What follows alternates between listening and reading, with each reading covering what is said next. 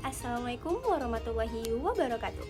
Ketemu lagi bersama aku Dea Salsabila. Hai. Halo, pembahasan kita kali ini adalah olah vokal. Vokal sebagai salah satu media pengungkapan ekspresi aktor, merupakan media penyampai informasi melalui dialog. Informasi tentang alur cerita, setting peristiwa, karakter tokoh, emosi, kondisi, usia tokoh, dan lainnya. Dan hendaknya tersampaikan secara jelas melalui keterampilan pemeran dalam menyampaikan dialog. Pencapaian dalam materi ini adalah menciptakan aktor dengan perangkat vokal yang efektif dan elastis, sehingga mampu menyesuaikan takaran volume suaranya dengan kondisi apapun. Ia juga mampu menampilkan variasi-variasi suara dengan baik, seolah berbicara seperti kebiasaan sehari-hari, tetapi tanpa kehilangan kesan teatrikal. Melalui vokal, seorang aktor harus mampu menggali kedalaman karakter tokoh dan nuansa dramatik sehingga mampu menggugah imajinasi dan empati penonton. Manfaat dari kita mengolah vokal membuat ucapan kita yang pertama menyalurkan kata-kata kepada penonton. Yang kedua, memberikan arti-arti khusus pada kata-kata tertentu melalui modulasi suara. Yang ketiga, membuat informasi tentang sifat dan perasaan-perasaan, misal tentang umur, kedudukan sosial, jabatan, kegembiraan, putus asa, dan kemarahan. Yang keempat, mengendalikan perasaan penonton. Dan yang terakhir, melengkapi variasi. Selanjutnya, olah vokal yang harus dilakukan yang pertama adalah pengucapan. Untuk dapat berartikulasi dengan baik, dibutuhkan kelenturan alat-alat pengucapan. Artikulasi yang baik akan dapat dicapai dengan menempatkan posisi yang wajar, tetapi dengan penggunaan tenaga efektif dan terkontrol. Nah, apa saja sih alat-alat tersebut? Yang pertama ada bibir. Sangat berperan dalam membentuk huruf-huruf hidup dan huruf MBP. Latihan dengan membentuk mulut dengan ruang gerak yang maksimal, otot bibir berulang membentuk bunyi A, I, U, E, O. Selanjutnya ada lidah. Sangat berperan dalam membentuk bunyi huruf-huruf mati seperti C, D, L, N, R, S, T, dan lainnya. Lidah yang lincah akan dapat menentukan pembentukan lafal yang baik, tepat, dan jelas. 3. Rahang. Latihan membantu pembentukan rongga mulut. Yang pertama, tutup dan buka mulut selebar mungkin berulang-ulang. Yang kedua, doronglah rahang bawah ke muka, lalu buka ke bawah, lalu tarik ke arah dalam atau leher, lalu tutup mulut. Rahang rapat, dorong ke muka kembali, dan lakukan seterusnya berulang-ulang semakin cepat. Selanjutnya, gerakan rahang bawah ke kanan dan ke kiri. Yang keempat, buat lingkaran dengan rahang arah bergantian ke kanan dan ke kiri. Dan yang terakhir, ucapkan dalam satu helaan napas bunyi wa wa wa wa wa, ya ya ya ya ya. Selanjutnya yaitu langit-langit. Terdiri dari langit-langit keras dan langit-langit lunak, merupakan bagian penting dalam pembentukan suara maupun pengucapan.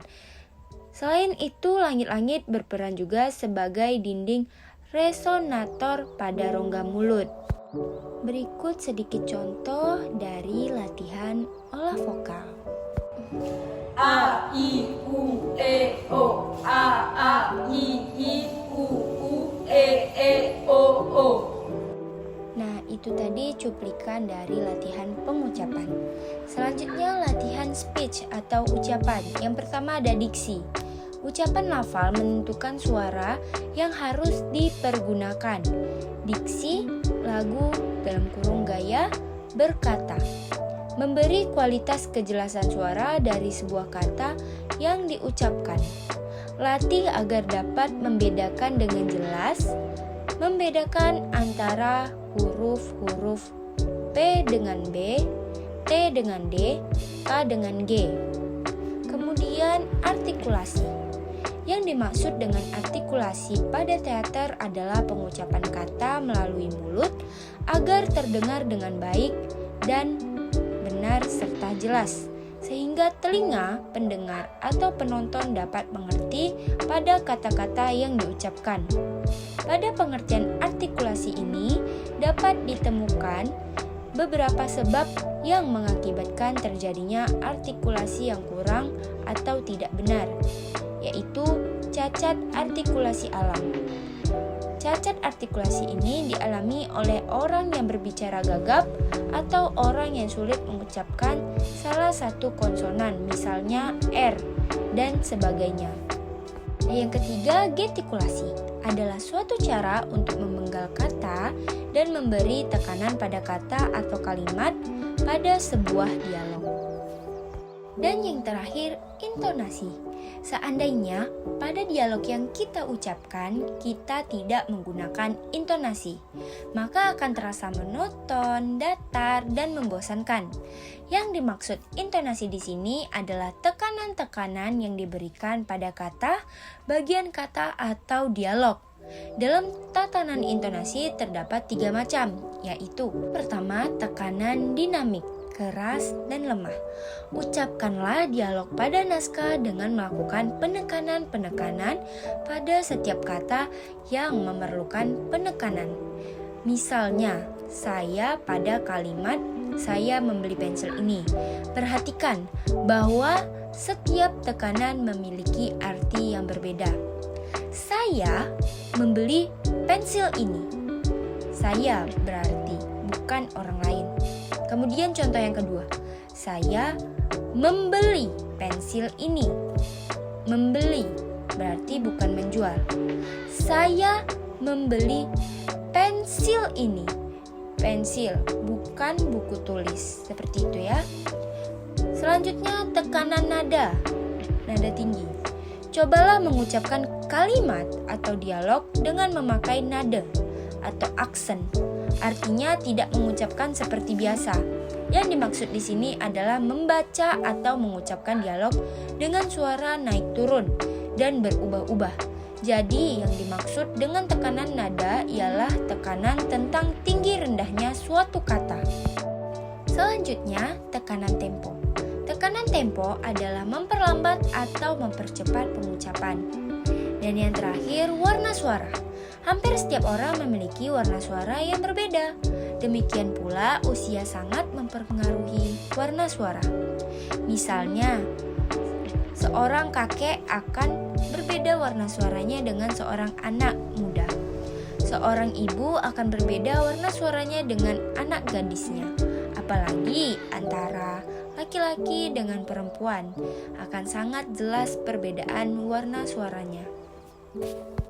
Nah, lanjut, bentuk ucapan. Suatu ucapan panjang atau pendek umumnya membangun klimaks. Maka dari itu, permulaan dibangunlah. Yang pertama, volume, yang kedua, intensitas emosi, yang ketiga, variasi, dan yang keempat, jarak dan kecepatan. Berikutnya, memuncak.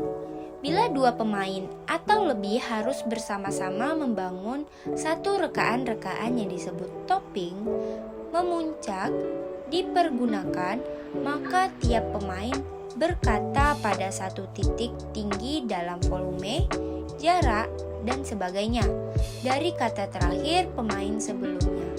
Ini mungkin efektif tapi menuntut latihan sebab membangun cenderung untuk meninggi begitu cepat hingga ucapan ketiga, maka satu penanjakan lagi sudah tidak mungkin.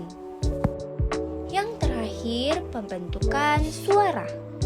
Napas yang keluar melalui trakea sesampainya pada laring akan menggetarkan pita suara, dan karena getaran itulah timbullah suara. Namun demikian, suara tersebut baru akan terdengar baik bila mana telah beresonasi pada salah satu resonator, baik rongga mulut, rongga hidung, atau rongga dada. Misalnya, kalau bentuk rongga mulut bulat, maka suara yang diproduksi akan bulat pula. Tetapi kalau rongga mulut ditarik melebar ke samping, maka suara yang diproduksi akan terdengar cempreng. Seorang aktor harus lebih menekankan pemberian karakter pada suaranya, mengolah tekstur dan warna suara yang sesuai dengan peran yang dimainkannya. Terima kasih sudah menonton. Jangan bosan-bosan ya. Sampai ketemu lagi di konten berikutnya. Dadah!